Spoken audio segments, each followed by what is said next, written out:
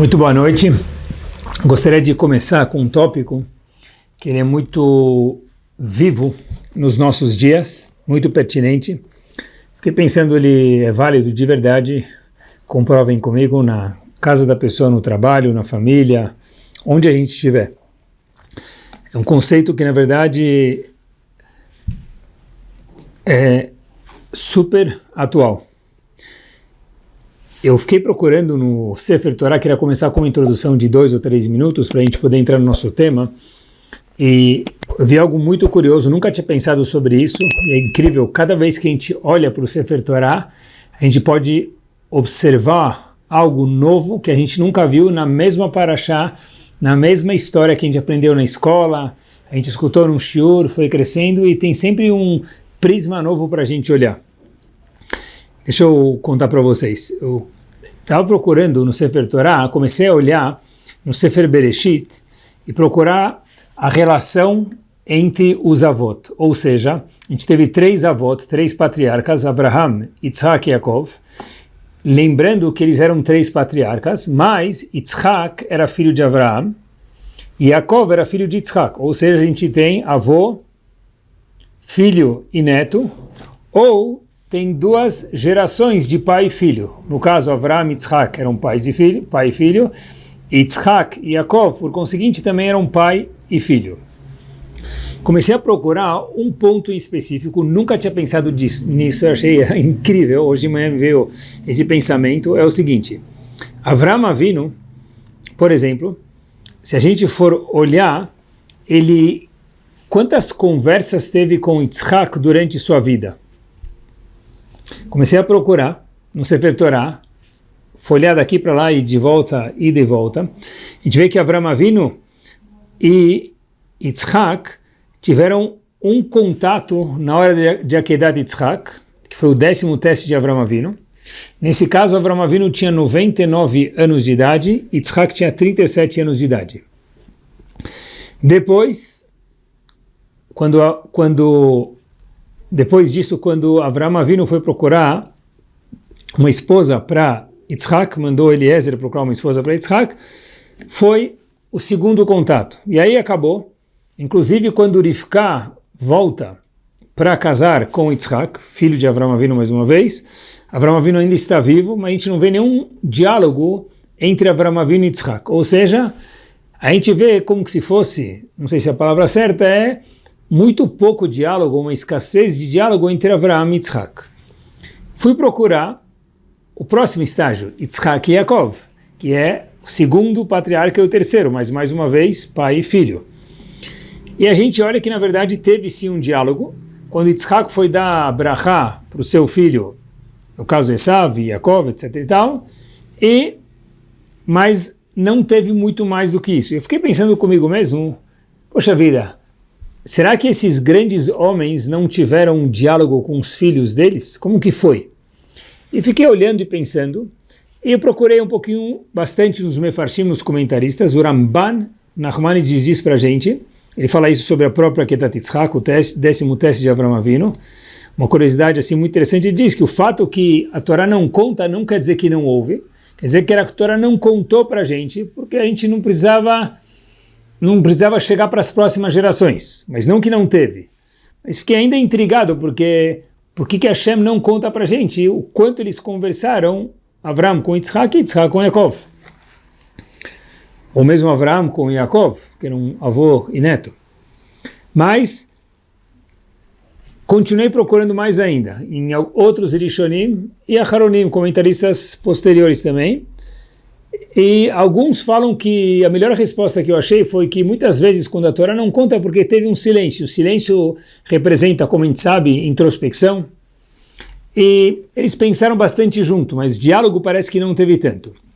Bottom line, de alguma forma, a gente não encontra muitos diálogos entre eles, e óbvio que a gente sempre tem que aprender desses grandes homens. E se a Torá falou é porque é assim mesmo, mas a gente não está aqui para analisar condutas de pessoas gigantes nos nossos pequenos olhos, mas é muito curioso notar que na geração dos nossos avós, eles próprios talvez não precisavam ter toda essa esse diálogo de alguma forma ou outra, e que na nossa geração isso é tudo, é incrível.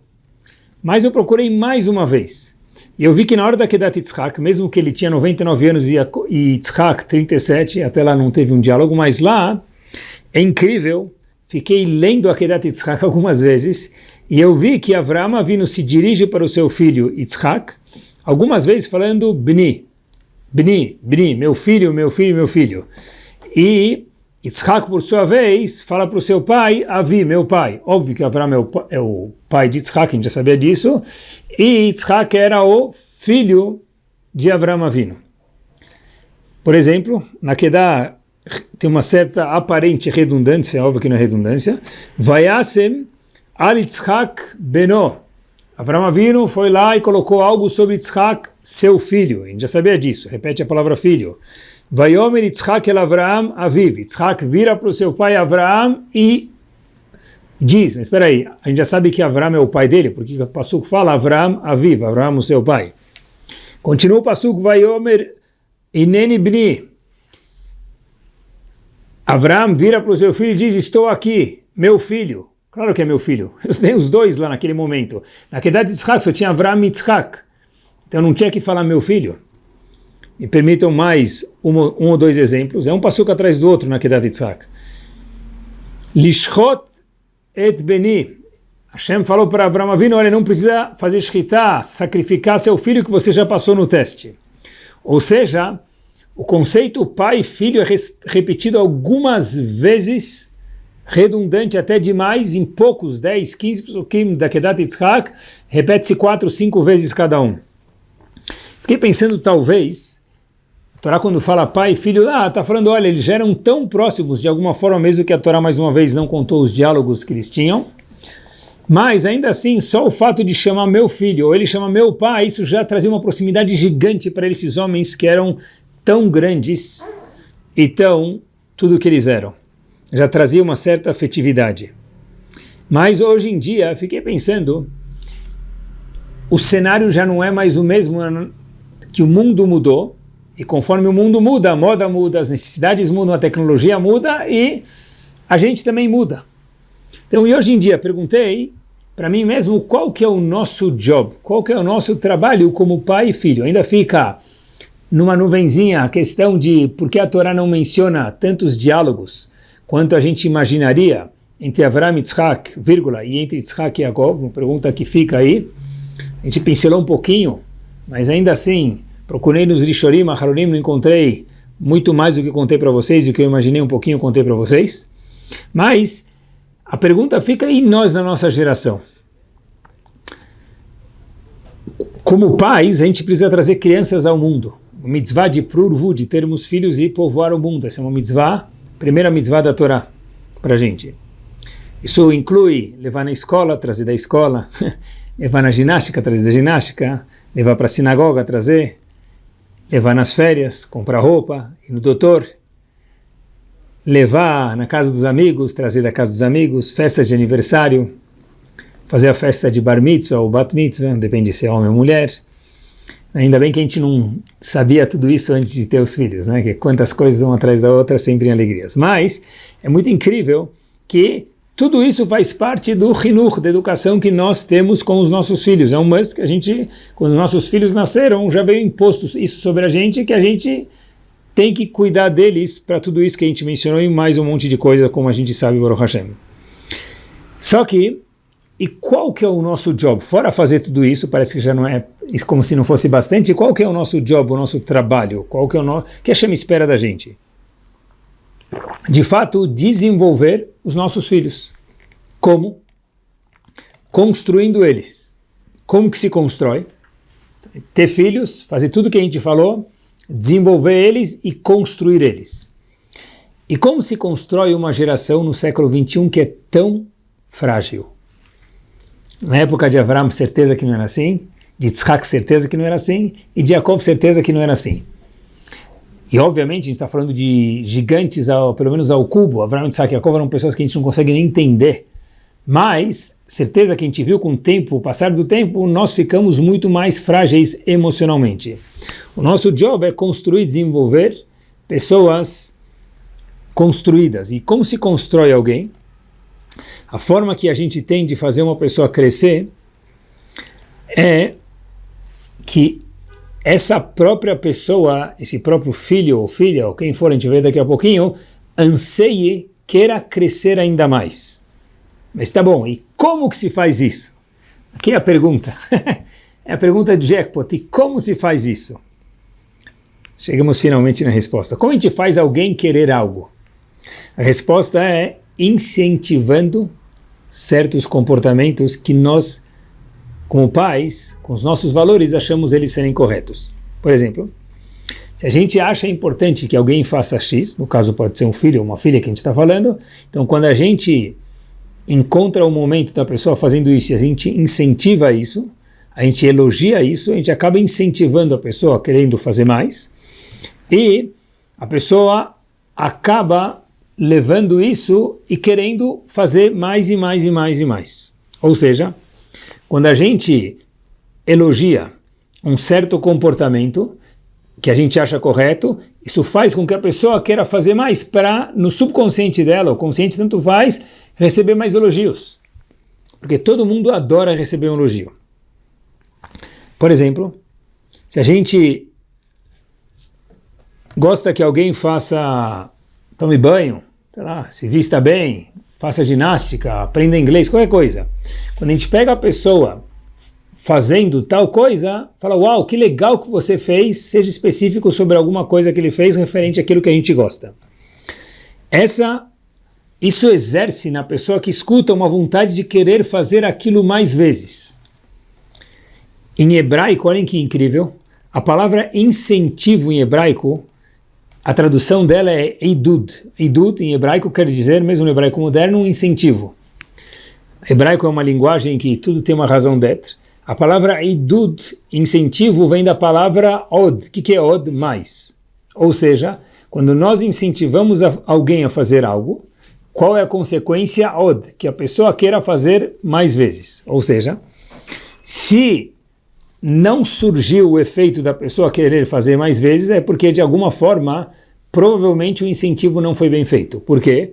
O idud causa od, mais. O incentivo tem que causar uma repetição de alguma forma daquela ação. E hoje, mais do que nunca, esse conceito é como se fosse oxigênio na época do antigamente. Antigamente, para viver, a pessoa precisava de respirar. Água e respirar. Hoje a gente precisa de muito mais coisas. Uma dessas muito mais coisas que a gente precisa é o conceito desse idud, do incentivo que faz a pessoa continuar na jornada. O incentivo dessa ligação pai-filho e outras pessoas que moram ao nosso lado. Agora, por onde começa isso, pessoal? Como que se faz isso? Como se transforma isso numa realidade? A gente trouxe os filhos para criar eles para construir eles. Agora, como se constrói alguém? Através do incentivo. E por onde se começa essa jornada? Que a gente acha que é muito óbvia, mas no nosso dia a dia a gente vê que acaba sendo um pouco não tão comum. Então o Passuco fala para a gente, meus queridos, no Shema, no hino nacional, Velotaturu acharei levavchem veacharei nechem. A gente fala, não sigamos os nossos corações e nem os nossos olhos.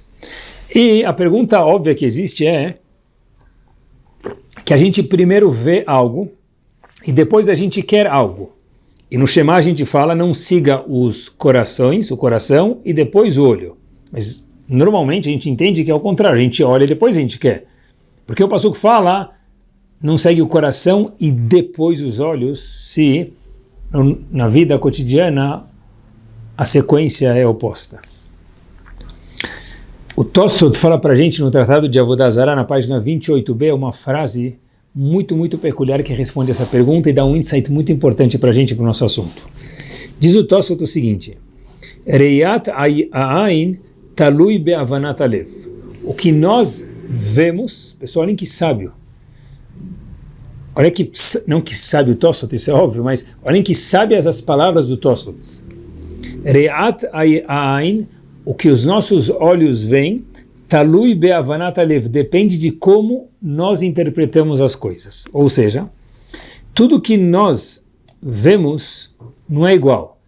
Nós vemos, diz o Tosfot, o que nós estamos preparados para ver. Ou seja, por isso que o Pasuk fala, lotaturu acharei levavchem, talvez. Não siga o coração e depois os olhos. Por quê? Porque o coração define como que o olho vai enxergar certa situação. No caso, o coração quer dizer o nosso emocional.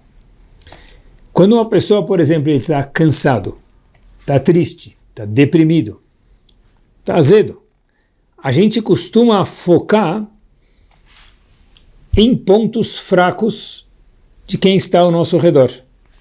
Quando a pessoa está produzindo, ele está bem consigo mesmo, está feliz com os outros também ao seu redor. Lotaturu acharei levavchem ve'acharei nechem, por que nessa ordem coração e olho? Porque os olhos enxergam que o coração está pronto para ver. Ou seja, isso eu acho que ensina para a gente que quando nós emocionalmente estamos bem, a gente consegue ver os outros bem. Se a gente está falando aqui no caso de incentivar os outros, elogiar os outros, o primeiro quesito que tem é a pessoa estar bem consigo mesma. A pessoa que não está bem consigo mesma não consegue, de alguma forma ou outra, elogiar a outra pessoa. Sabe que, como eu falei para vocês, pessoal, elogio é oxigênio nos nossos dias. E eu vi uma história maravilhosa. A história se passou em Israel, parece que é mentira, mas a história é verdadeira. A história se passou em Israel.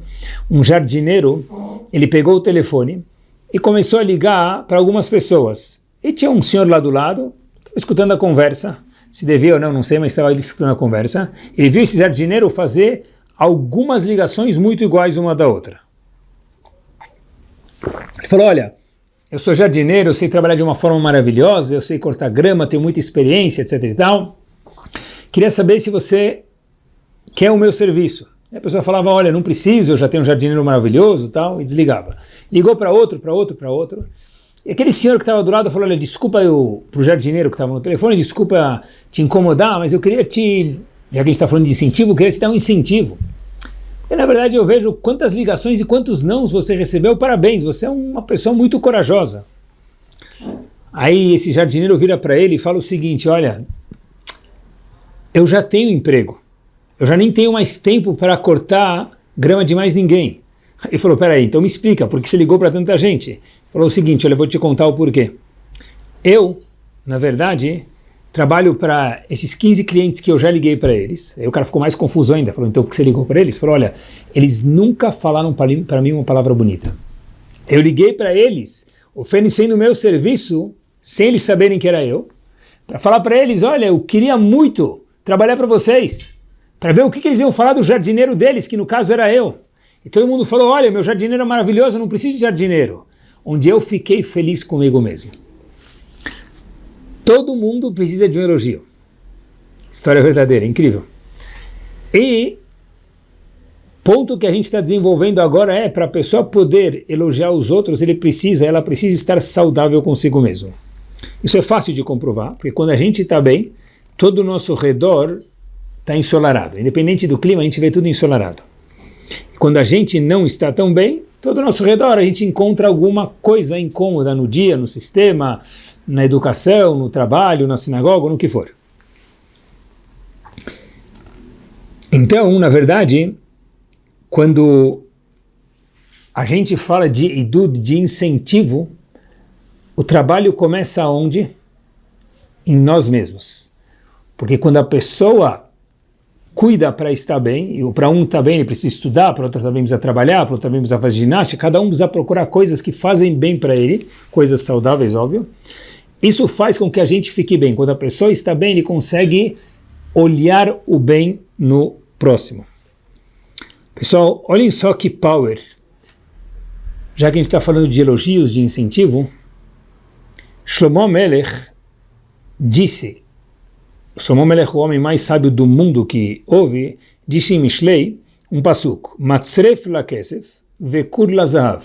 Se a gente quer saber, assim explica o Metzudat David, que é um dos comentaristas no Navi, no Nach, desculpem, ele fala para a gente o seguinte, Matzref lakesef, se a gente quer saber quanto vale o ouro e quanto vale a prata, a gente precisa chamar ourives para eles pegarem e colocar no fogo e ver quanto puro é o ouro e a prata. Só olhando não dá para saber, precisa esquentar eles e ver quantos quilates cada um tem, quanta pureza existe. Veish, porém pergunta ao Passu que uma pessoa, como a gente sabe o valor da pessoa, ouro a gente aprendeu, prata a gente aprendeu. Shlomo Melech diz, e uma pessoa, Lefi mehalelo. Então diz o Metzudat David, que a pessoa conforme elogio. O que quer dizer isso? Metzudat David explica, olha, veja o que falam da pessoa, isso é o que a pessoa é. Conforme o que as pessoas falam de fulano, isso é o que fulano é. Porém, Rabbeinu Yonah, no seu livro Shaarei Teshuvah, diz, no capítulo 3, letra 148, diz o seguinte, Malat ha'adam lefi ma sheyahalel. Quando Shlomo HaMelech falou Ish lefi mehalelo, que a pessoa é o elogio, não o que elogiam dele, conforme diz o Metzudat David, ele fala uma outra explicação, que a pessoa é o que ela elogia. Ou seja, a gente consegue descobrir o íntimo da pessoa, entrar, fazer um raio-x no íntimo da pessoa, ou a pessoa para ele próprio, não para a gente analisar os outros, mas para a gente saber, cada um de nós próprios, como a gente sabe o que tem no nosso íntimo, fazer um raio-x emocional, um scanning emocional, como que a gente faz isso? Então, conforme o que a pessoa elogia, é isso que ela tem dentro dela. Ou seja, elogio é o oxigênio de hoje em dia, a gente aprendeu por enquanto, a pessoa para elogiar ela precisa estar bem consigo mesmo, e de acordo com Rabbeinu Yonah, Ish lefi mehalelo, nas palavras de Shlomo HaMelech, o homem mais sábio do mundo, interpretação do Rabbeinu Yonah, a pessoa é o que ela elogia. Se a gente quer saber deep down o que nós somos de verdade, nós somos o que nós elogiamos, o que nós falamos uau, o que faz a gente subir nossa sobrancelha, o que faz a gente sorrir, o que faz a gente se empolgar, isso é o que nós somos. Quer dizer, o conceito de elogio, ele não só dá vida às pessoas ao nosso redor, como também mostra quem nós somos. Eu queria contar para vocês, pessoal, quanto isso é verdadeiro. Se não bastasse as palavras de Shlomo HaMelech, eu vi uma história magnífica que me chamou a atenção. Queria compartilhar ela com vocês. Duas famílias, eu gostaria, tem sobrenomes, mas vamos manter família 1 e família 2, acho que fica mais fácil da gente entender a história verdadeira. Só vou manter família 1 e família 2 para que a gente possa ter simplicidade de entender a história. Que a família 1 é uma família de um homem que trabalhava, muito bem sucedido economicamente e familiarmente, só que o filho falava que ele via sempre que o pai via que, apesar que o escritório dele era maravilhoso, o trabalho dele era bem sucedido, todo trabalho tem problemas, mas era um homem muito bem sucedido nos negócios. O que meu pai mais gostava, dizia o filho da família 1, é quando ele via o nosso vizinho, que era um Rosh Kolel, um homem que sentava e estudava, um homem que dirigia uma instituição de Avrechim, dava shiurim, sabia Gemarot de cor, sabia discutir qualquer assunto da Torá, um homem que estava sempre estudando. E meu pai sempre falava, uau, esse homem é um sonho de consumo. E senta e estuda de manhã até a noite, isso para mim é uma coisa maravilhosa. Isso é o que eu escutava na minha casa sempre. E quando meu pai falava sobre Talmidei Chachamim, sobre sábios, ele levantava os olhos, arregalava os olhos como se estivesse falando da coisa mais preciosa na vida, apesar que meu pai, mais uma vez, era um grande businessman. Em contrapartida, o Rosh Kolel, aquele senhor que era um grande homem erudito no mundo da Torá, ele tinha muitos filhos e, óbvio que a situação econômica dele era muito mais precária. Era uma casa menor, menos condições de tudo, muito mais precária. Quem já foi para Israel ou para os Estados Unidos sabe que esses homens fazem uma devoção total para poder estudar a Torá. Então ele sempre falava, olha, puxa, o filho da segunda família falava sempre, olha, meu pai, ele tenta, ele quer muito, mas a gente tem limites nos nossos meios, tem muitas coisas que a gente quer fazer e a gente não consegue.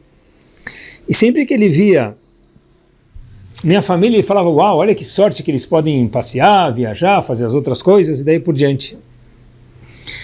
Eles olhavam minha casa, eles falavam, uau, olha que casa bonita, o espaço da nossa casa, etc e tal. E o tempo passa, e que interessante, eu cresci, nosso vizinho cresceu, a gente não teve mais muito contato, e depois de anos, eu vi o filho do meu vizinho, o filho do vizinho 1, que era o businessman, e o filho do vizinho 2, que era esse Rosh Kolel, eles se encontram, e o filho do businessman fala que ele ficou mudo, porque ele perguntou para o filho do Rosh Kolel, o que você faz da sua vida? Falou para ele, olha, eu comecei tendo uma macolet, uma loja de frutas, e hoje o que você faz? Ele falou, hoje eu trabalho em Tel Aviv, e eu sou um homem muito bem sucedido no mundo das joias, no mundo dos diamantes, em específico. Assim disse o filho daquele Avrech, daquele Rosh Kolel, daquele homem que era um grande Rav. E aí o filho daquele Balabait, que hoje virou um Avrech, ficou olhando assim mudo, e aquele senhor que hoje virou grande homem no mundo dos diamantes, que era mais uma vez filho do Rosh Kolel, filho dos estudantes da família 2, falou, você não vai me perguntar como eu cheguei de ser um dono de uma loja de frutas para diamante? Aí ele falou, não, e perguntou assim de um jeito, mas tinha uma pergunta que soava no coração dele. Ele falou, como que ele abriu mão de ser um Talmid Chacham, um sábio igual o pai dele estudava a Torá, para virar um homem que vendia diamantes? Óbvio que trabalhar é importante, mas como que ele abriu mão daquilo para fazer isso? Enquanto que eu, com muito orgulho, e meu pai também, virei um Avrech. Ou seja, por que aconteceu isso? Porque o pai da família 1, que era um grande businessman, ele apreciava muito o Rabanim, apreciava muito a Torá. O que o filho via, na verdade, não era o que o pai fazia, mas como disse Shlomo Amelech, na sua grandeza, Ish lefi mehalelo. Isso que é meu pai. Não o que meu pai faz, é o que meu pai aprecia, elogia, porque esse é o íntimo dele. Foi isso que conversou com o filho. Essa foi a linguagem que conversou. E por contrário, não, na família 2, já chega o Yitzhak e Avraham. Na família 2, que o pai era um Rosh Kolel, no caso, mas sem julgar ninguém. E quando ia na casa do outro, olhava a cozinha, falava, uau, a gente não pode ter isso, se a gente pudesse ter, que pena. O filho falava, é isso que meu pai quer ter, é isso que ele é isso que eu vou querer ser, e foi isso que ele foi de verdade. Diz Shlomo Amelech, Ish lefi mehalelo. Talvez fiquei pensando, pode ser, não tenho certeza, que essa foi a conversa de Avraham, Yitzhak e Yaakov. Quando eles viam o que os pais apreciavam de verdade, não precisava ter muita conversa. Era muito óbvio naquela época, óbvio que eram tempos diferentes, isso talvez, só isso para hoje não se aplica, mas eles viam, Avraham, era muito claro o que ele gostava de verdade para Yitzhak. Yitzhak conseguia ver isso em Avraham. E Yaakov conseguia muito bem ver isso em Yitzhak. Então, poucas palavras exerciam um impacto gigante. Por quê? Ish lefi mehalelo, como diz Shlomo Amelech, a pessoa é o que ela elogia. Vale a pena a gente parar um pouquinho agora, 10 segundinhos para pensar, pessoal, quanto impactante é o que a gente elogia, para que a gente saiba quem nós somos e que impacto a gente deixa para as pessoas ao nosso redor. Pensar um pouquinho o que a gente elogia de verdade. A gente pode gostar de muitas coisas, a gente gosta de comer, gosta de passear, isso é importante, gosta de se divertir, gosta de fazer ginástica e precisa tudo isso. Mas a pergunta é o que a gente elogia de verdade, o que dá vida para a gente, o que a gente fala com vitalidade, com vivacidade. Sabem que no mundo que a gente tem, um mundo tão competitivo, eu fiquei pensando por que a palavra elogio é tão escassa, pessoal, porque no mundo tão competitivo que a gente vive, a gente está sempre preocupado com escola, como business, como sinagoga, como pessoa, como mundo, como país, como tudo. O que a gente pode melhorar? Quais são as nossas metas para o próximo trimestre? Uma boa empresa está sempre pensando nisso. Qual é a nossa meta para o ano que vem? Reuniões, e muito importante, a gente tem que ter um foco para o futuro. No mundo judaico, a gente também precisa ter isso. Mas tem um ponto que a gente esquece às vezes. Olha que curioso, quando alguém termina um tratado do Talmud, a gente tem um costume importante, não tem uma halachá no Shulchan Aruch talvez, mas tem um costume muito importante da pessoa fazer um siyum, finalizar um tratado, comemorar isso. Não é uma obrigação, mas é uma mitzvah. E a pergunta é, por que isso? Porque o siyum fala, peraí, eu sei que agora você terminou esse tratado, você vai revisar ele de novo, vai fazer um próximo, mas antes disso, comemora que você terminou. Por quê? Lembra que você é o cara. Por quê? Saiba se dar um tapa nas costas. Saiba receber elogio, saiba pelo menos dar um elogio para você próprio. Óbvio que a gente precisa pensar nas metas para o ano que vem, precisa pensar onde a gente quer chegar. Mas espera aí, a gente precisa também saber comemorar aonde nós já chegamos. A pessoa precisa parar e pensar um minuto. Pessoal, como que nós nos sentimos quando a gente é elogiado? De verdade. Quem não gosta de receber um elogio? É maravilhoso. Se a pessoa já nem gosta de receber um elogio, é porque está muito ruim a coisa. Mas, normalmente, pessoas saudáveis adoram receber um elogio. É normal. Quando o elogio é óbvio que ele é verdadeiro. A crítica no século XXI é quase zero chance. Limite, sim. A gente precisa limitar. Pode ser nos funcionários, quando precisa, eles fazem coisa errada, precisa dar um toque, ou a família, ou quem for, tiver a nossa congregação. Mas isso não é crítica, pessoal. O conceito de fazer as pessoas querem fazer mais, só tem um conceito hoje em dia. Eidud, incentivo, porque vem da palavra od. Se a pessoa quer fazer mais é porque o incentivo foi bem falado, se não é porque o incentivo normalmente não foi bem falado. Eu gosto da comparação, que ela é famosa no mundo da psicologia, dos depósitos e dos saques. Quando a gente faz muitos depósitos numa conta bancária, o que acontece? A pessoa deposita 1.000, se a pessoa gastar 1 milhão, 1 milhão é muito? Depende para quem. Para quem tem muitos milhões, 1 milhão é pouco, muito, é pouco, né? Para quem tem 10 mil, 1 milhão é um sonho, e é muito mais do que uma conta devedora. Então o número 1 milhão não quer dizer nada, depende de quanto depósito tem na conta. Então, cada vez que a gente coloca um elogio na mesa, onde for, em qualquer situação, a gente está fazendo um depósito. Cada vez que a gente pede alguma coisa, a gente está fazendo um saque. Então, quantos saques a gente pode fazer? Depende de quantos depósitos a gente fez. E no mundo funciona exatamente assim. Se a gente for rodar nosso dia, a gente tem um dia tão automático que a gente acaba esquecendo, sem querer, óbvio, disso. E por isso que o estudo de hoje à noite vem ser tão importante para que a gente volte a ativar esses neurônios para colocar eles mais cada vez em prática. De verdade, esse é o oxigênio do século XXI. Porque, pessoal, o problema todo mundo tem na vida, teve, e me permitam, vai ter também, faz parte da vida. A pergunta é, pessoal, olhem que power isso. O que faz um problema ser grande para uma pessoa e para outra não? Eu acho que é o tamanho da pessoa. Escutem de novo. Problema todos nós temos e teremos.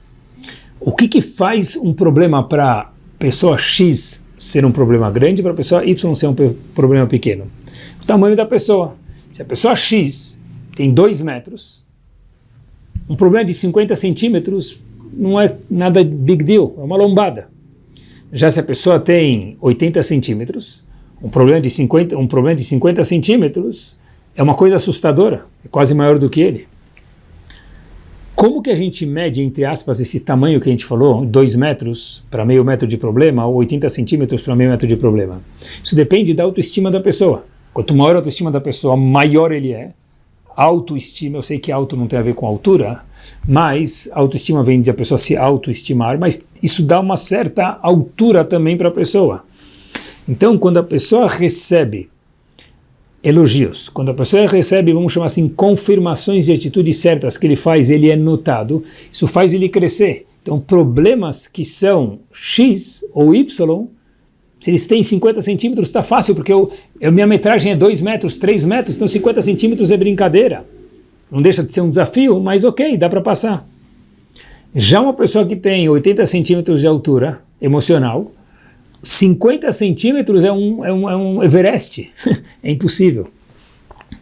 Ou seja, para que a gente possa passar os percalços e desafios maravilhosos que a vida vai enfrentar para a gente, quanto maior nós formos, mais fácil vai ser. Como que se faz para ficar grande, pessoal? Elogio. Se a gente não recebe elogio dos outros, que a gente saiba se auto-elogiar. Vou repetir, coisa talvez seja nova para muitos. Se a gente não recebe elogio dos outros, porque o mundo corre tão rápido, as pessoas estão ocupadas, tudo bem que a gente saiba nós elogiarmos os outros e também nós nos auto-elogiarmos, pessoal. Esse é o conceito que a gente falou de Sium. Comemorar que a gente terminou um tratado do Talmud, ou comemorar um monte de outras coisas boas que a gente faz, que nós somos responsáveis, que a gente acorda na hora, que a gente paga nossas contas, que a gente, cada um com os afazeres que ele faz, ou que ela faz. Eu vi, muitas vezes, sem querer, a gente acaba entrando no molde, pessoal, que a gente vai, e todo mundo quer que o outro melhore, a congregação melhore, etc. Então a gente sempre escuta como melhorar, mas às vezes tem que escutar quanto bom já está, apesar que a gente sempre diz andar para frente, nunca pode parar, mas quanto bom nós já estamos, notar isso. E se não está, tem que ficar e preparar isso, e um tapinha nas costas vale muito.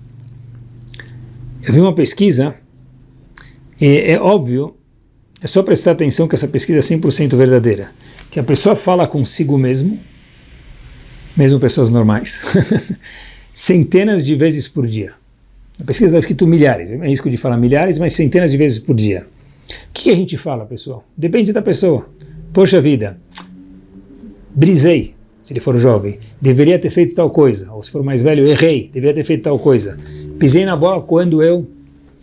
Melhor eu nem tentar visitar esse cliente, porque a outra vez que eu... Isso tudo antes de tomar uma atitude. Todos os pensamentos que vêm, que a gente fala, cada um consigo mesmo. Ou, talvez melhor nem cozinhar esse bolo, porque...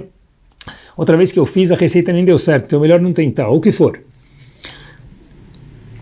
Ou pode ser, que ótimo, que tem um desafio na minha frente, porque outra vez que eu fiz, deu quase certo, essa vez vai dar certo. O que muda essa fala que a gente tem nós com nós mesmos? Conforme a nossa segurança, a gente tem tons de falas diferentes, e isso gera atitudes daí para frente, porque conforme a gente conversa com nós mesmos, isso faz com que a gente possa agir de uma forma ou de outra.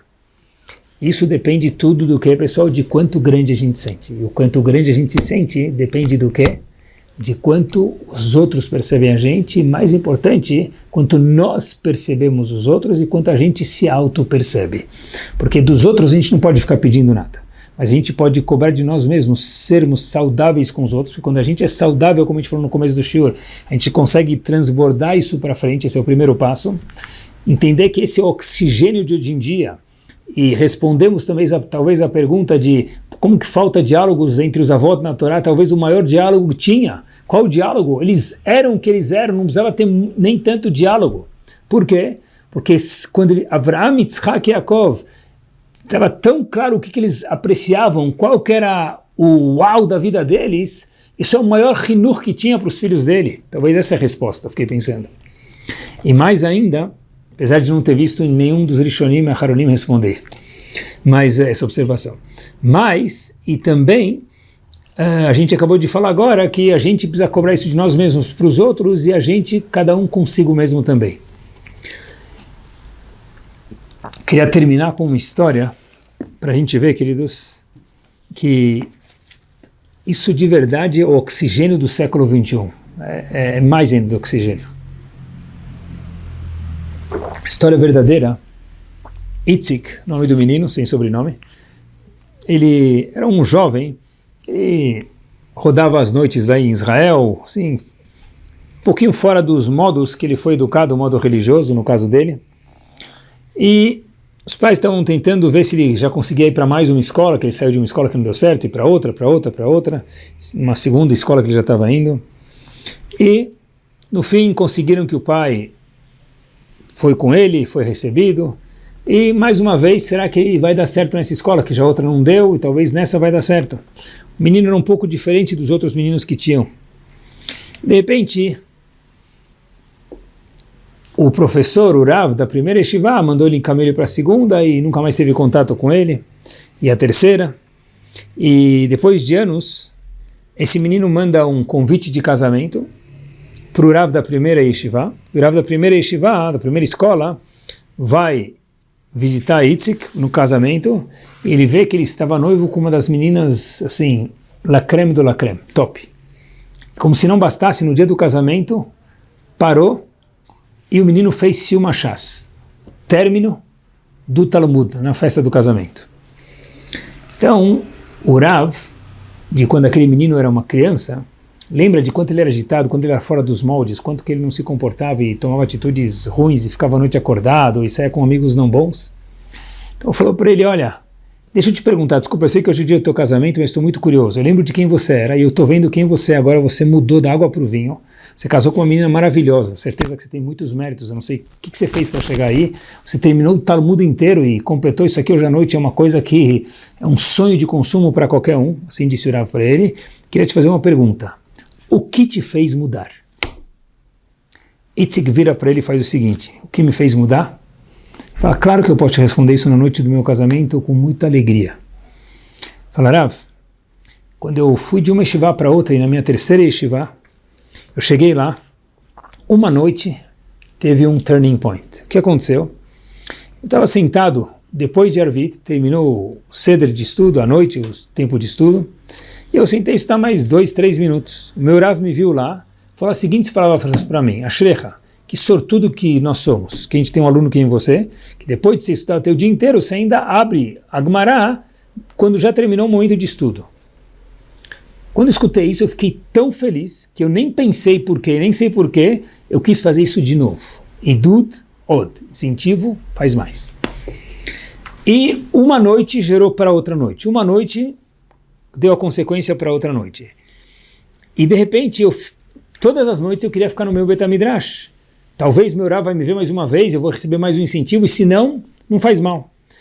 E cada vez que meu Rav passava lá, já não era agora só noite, era dia também, falava, uau, a gente vê quando você está investindo no teu estudo, você é uma joia de menino. E começava a me elogiar assim, coisas pontuais e que ele via, e que eu sei que são verdades, que eu estava me esforçando de verdade. E ele falou, de repente, quando eu fiz uma pergunta no Shiro, falou, olha, você fez a mesma pergunta que o Pnei Yoshua, um dos grandes Aharonim. E cada vez eu ficava mais e mais e mais e mais acelerado e mais feliz e mais em contato com a Torá, e era uma coisa assim incrível, gerava mais e mais e mais. E foi isso que me fez mudar do que eu era para o que eu sou. E aí, aquele primeiro rabino ficou olhando e o noivo falou para ele, com isso a gente termina, porque teve um Rav de verdade que acreditou em mim, teve um Rav que deu um olho para mim, teve um Rav que apreciou meus crescimentos. E foi de um feijão para outro feijão, e de repente, quando eu vi, eu já estava um gigante. Porque, como a gente falou, o nosso job, fora ter filhos, fora criar eles, é desenvolver eles, fazer eles crescerem. E como se faz uma pessoa crescer no século XXI? Só tem um jeito, através de um elogio. Semana maravilhosa a todos. Não deixe de nos acompanhar pelo aplicativo Caraguila, no Spotify ou no YouTube. Quem aprende, cresce e vive cada dia melhor.